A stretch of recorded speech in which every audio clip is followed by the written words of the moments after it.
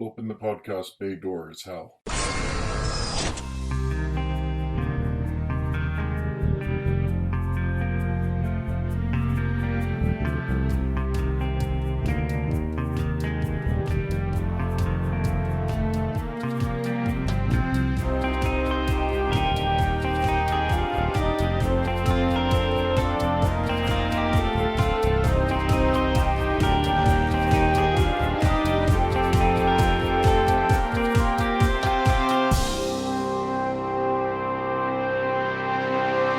Hello everyone, and welcome to episode 73 of Welcome to Geektown.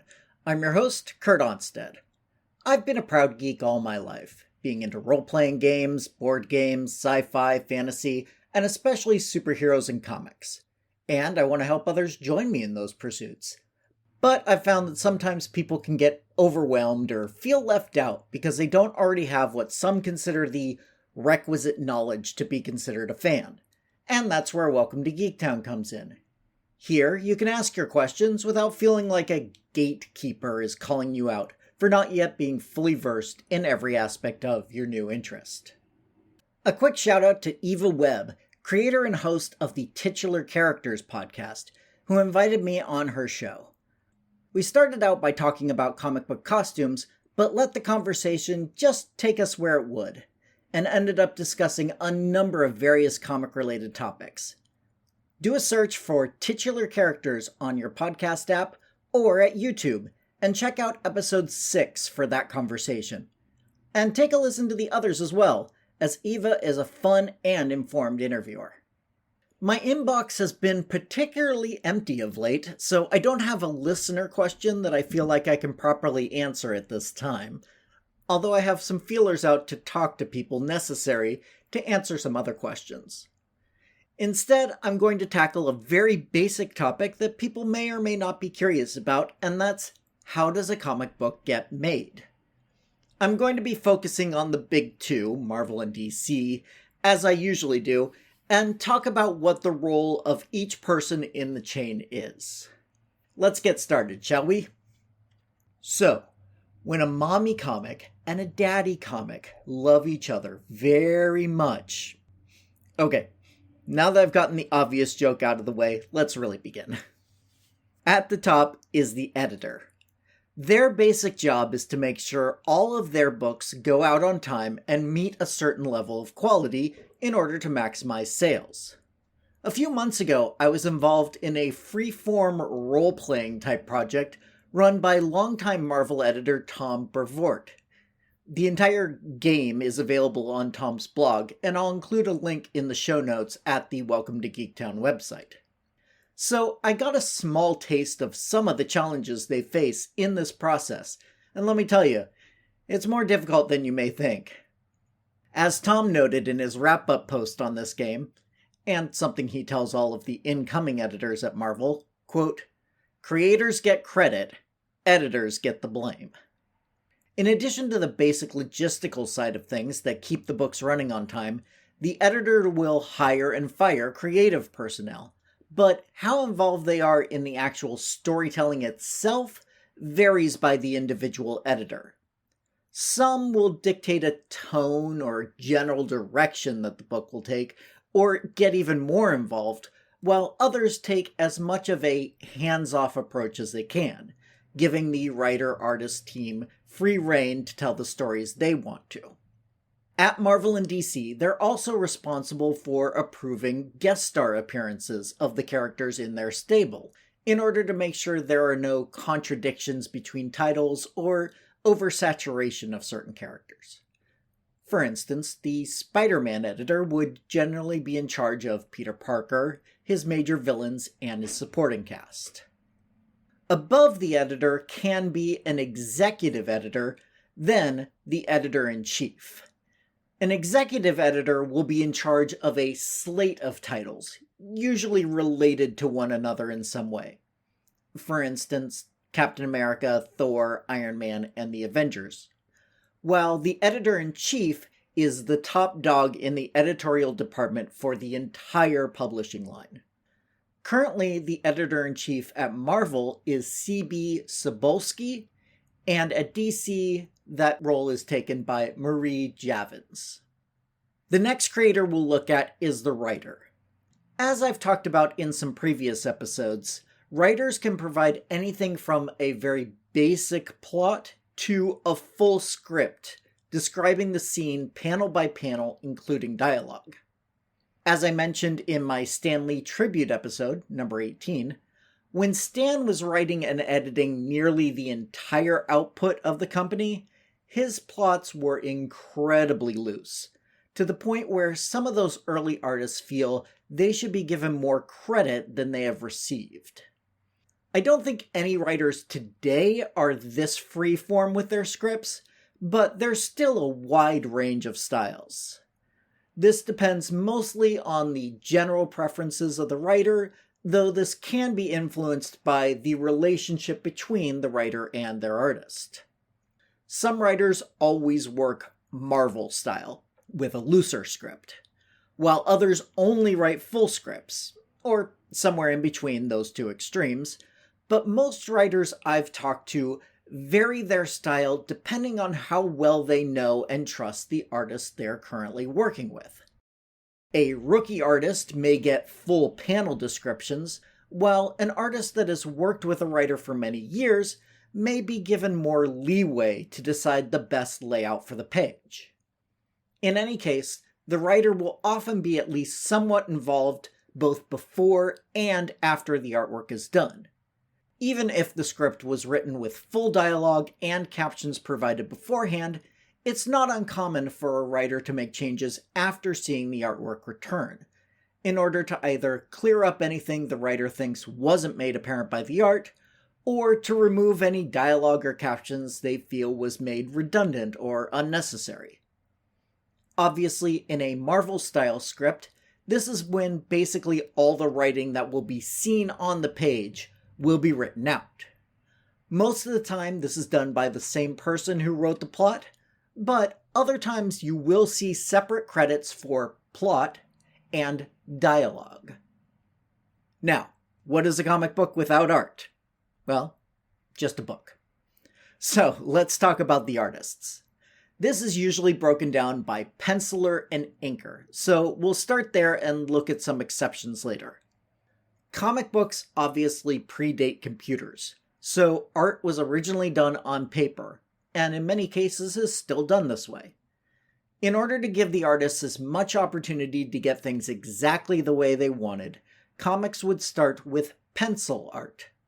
Assuming this wasn't dictated by the writer, the penciler is often compared to the director of a film, as they decide much of the pacing by determining the size and number of panels per page, and the layout of each panel, i.e. where the camera is facing and who or what it is focused on. Once the penciler is satisfied, the art is sent along to the inker. Some pencilers like to ink their own work as much as possible, while others prefer having someone else embellish their work. Inkers will go over the pencil art with, well, ink. They add weight to the line art, as well as cross-hatching and other techniques to add depth and shadow. If you've seen the movie Chasing Amy, you may have heard the accusation of inkers just being tracers, but this is definitely not the case. At the Welcome to Geektown website, I'll have a few examples of the same pencil art worked on by different inkers, so you can see how their own style will influence the look of the page. Like writers, pencilers can work very loose or incredibly tight. If you see a credit for breakdowns in a comic, that means that the artist in question decided the page and panel layouts, but had very little to do with the look of the book beyond that. As I mentioned in episode 52, Keith Giffen, an accomplished writer and artist, did this on the weekly book by DC titled 52. Due to the schedule, it was impossible for one artist to do full pencil art for every issue, so these breakdowns helped provide a consistent tone for the book, despite the many artists involved. When one artist is credited for breakdowns, the next artist in the chain is usually given the title of finisher, which can be a combination of pencil and ink work, or just further pencils. On the opposite end of this extreme, with the advent of computer scans, some books have skipped over the inker entirely, going straight from pencils to colors. This was most prevalent in the mid to late 90s as computer coloring first came into vogue at the big two, but personally, I think most comic book art works best with an inker involved. And the fact that fewer and fewer books these days go straight from pencils to colorist seems to imply that many people agree with me. Speaking of the colorist, let's talk about them next. Their job is fairly obvious from the name. They add colors. In the old days, this involved cutting out pieces of translucent material that could add red, yellow, or blue to the page in varying levels. Anything less than 100% of a color was handled by dots or lines of that hue spread out in a set pattern, and by combining them, you could create the illusion of different colors. Even if you're a recent comic book reader, you've probably seen pictures of old art or reproductions of that effect, like on Liechtenstein prints. This printing process is one of the reasons that superhero and supervillain costumes all started using basic primary and secondary colors: red, orange, yellow, green, blue, and purple, as they were the ones that could be most consistently depicted on the page. With this older process, it was also fairly common for the color sheets to get slightly offset from the inked art, causing colors on the finished page to not quite match up, an error that's called being off-register. For this, and a number of other reasons, computer coloring came into vogue in the early 90s, and these days is now the norm rather than the exception. For a little of that history, check out the first part of my interview with Evan Skolnick in episode 54.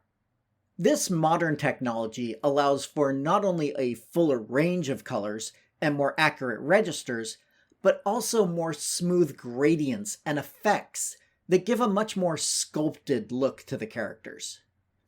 This also came with a price, however, in this case, a literal one. Thicker paper was needed to be able to absorb all of the ink involved in these more colorful images, which was one of the factors in prices jumping from under $2 an issue up to $3 or $4 for the same size comic. Speaking of size, a little digression is the fact that comics have been shrinking. From the golden age to current comics, the width of a typical book thinned from 7 3/4 inches down to 6 7/8 inches, which is why Golden Age, Silver Age, and current bags and boards for storing comics are differently sized. The height has stayed pretty consistent, but some printers shave a few millimeters off the top, which you can usually notice if you grab a mix of comics from the past 20 years or so and stack them up. This helps reduce costs while not making an incredibly noticeable difference to readers. When working in tens of thousands or hundreds of thousands of books being printed each month by each company, those little differences can eventually make a big difference in their bottom line. Getting back to the main topic, we have one last creator involved: the letterer. Like the colorist, the letterer's job has been greatly changed by the advent of computer programs, but the basic idea is still the same. The letterer decides where to place the word balloons, captions, and some of the sound effects, although larger sound effects usually originate with the penciler. The letterer has to make sure that the dialogue is placed in such a way that the reader will easily follow the correct order, and at the same time be sure not to cover up the important bits of the art.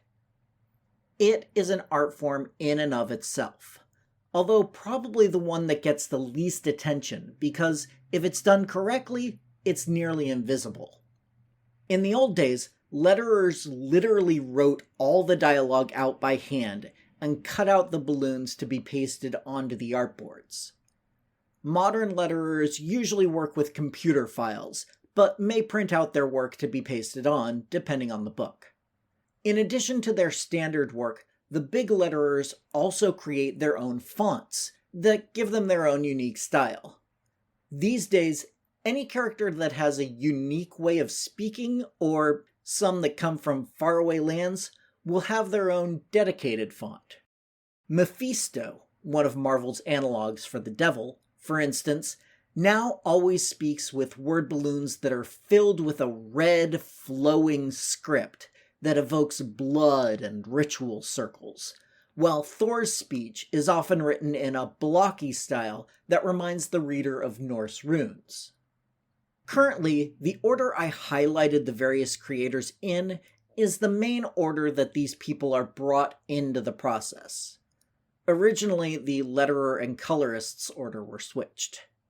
Although, obviously, the editor stays involved all the way through, and often the writer and penciler will also be able to provide input after their original contribution in order to make sure the final product meets their original vision.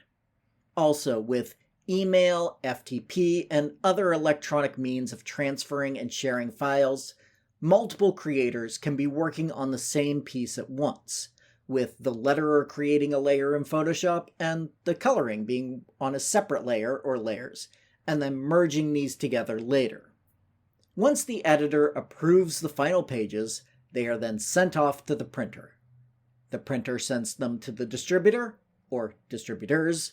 Then they finally go to the stores, where you and I can find them on the shelf. And that's the basics of how a comic is created. While I enjoyed discussing this, I really would prefer to be answering more specific questions from you. So please send those in, or any comments on the show in general, via email to welcome2geektown, all spelled out, @gmail.com. Or you can go to welcome2, the number 2 in this case, geektown.com, and click the Submit a Question link if you'd prefer to remain anonymous. Other contact options include facebook.com/welcome-to-geektown or Twitter @geektownpodcast. Also, if you'd like to support the show directly, come join the Patreon at patreon.com/welcome-to-geektown for just $1 per month to get access to full scripts of the shows, outtakes, and a monthly shoutout. You can also help the show grow by subscribing and giving a 5-star review over on Apple Podcasts to join the Geektown City Council, which helps other people find the show, so we can all tell them, welcome to Geektown, population, us. Welcome to Geektown is written, narrated, edited, and produced by me, Kurt Onstead. Theme music is by Aaron Levitz, logo art by Archie Santana. All other sound clips are the copyrighted material of their respective owners, and no infringement is intended, falling under fair use.